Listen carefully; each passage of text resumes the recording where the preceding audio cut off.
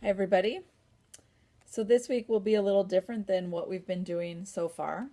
There is no discussion this week, and you do have a research paper due at the end of the week. Also, the chapter that you're supposed to read is just the last chapter in the book, and it's just a summary chapter, so I didn't put a PowerPoint on this week's module. Okay?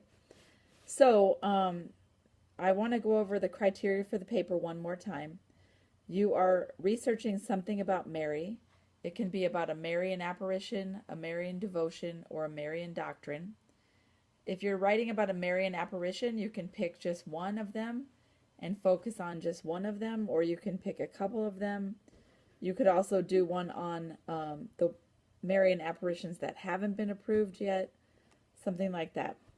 Some of the famous ones are Our Lady of Lourdes, Our Lady of Guadalupe, Our Lady of Fatima. Those are probably the three most famous of the apparitions. If you're doing one about the Marian devotions, you probably would do either the rosary or a novena of some kind. And if you're talking about Marian doctrines, then there's several things you could cover. And I'm going to go over the Marian doctrines in a minute. So the paper itself needs to be 4 to 6 pages. It needs to be typed. You don't need a cover page, and if you do a cover page, which is no big deal, it doesn't count into the 4 to 6 pages. You also need a works cited page or some sort of resource page. You need to cite your sources as you use them. It should have an intro, a body, and a conclusion. And to me, an intro starts off broad and narrows down to the topic, so I should never read, your topic in the first line, but by the end of the first paragraph, I should definitely know what it is. No personal pronouns. And again, make sure you cite your sources as you use them. Don't just include a works cited page, but you also need to put wherever you quote or paraphrase from somewhere else that you use that source. As far as the Marian doctrines go, basically, there's several things we teach about Mary. One of which we call the perpetual virginity. And this is a belief as Catholics that we think Mary was a virgin her whole life. Most Christians agree that she was a virgin when she gave birth to Jesus, but a lot of other denominations believe that she went on to have a marital sexual relationship with Joseph, and we as Catholics don't believe that.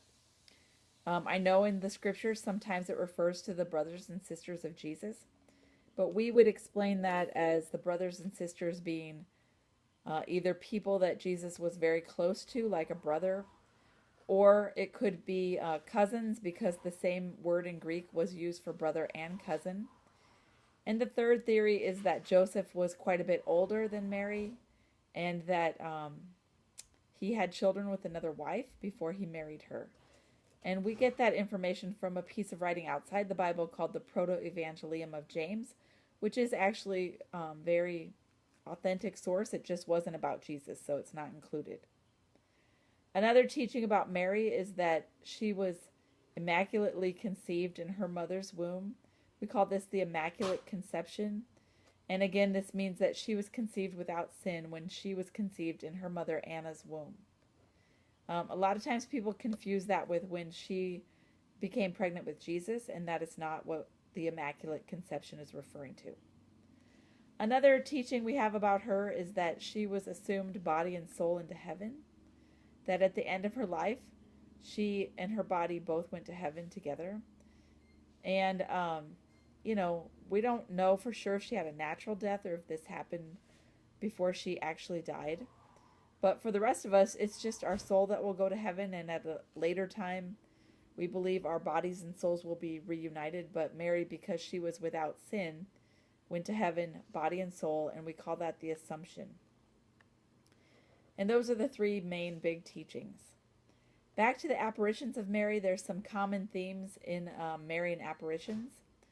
She often is speaking to children or people who are very innocent or, naive, I guess you could say. Most of the time it's children. She almost always appeared in places where there was a lot of suffering or poverty. And also her message is pretty much the same, that we need to pray and pray the rosary in particular.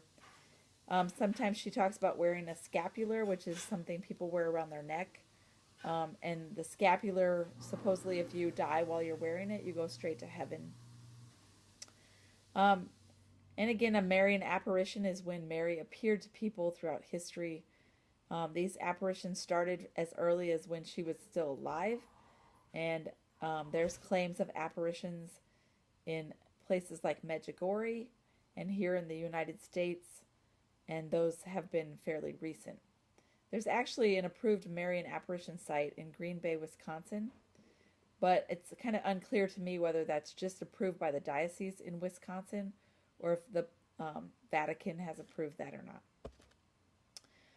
Anyway, that's some good information about Mary. Good luck with your papers. Please email me your questions. Hopefully this video answered some of those questions. Thanks. Have a great week.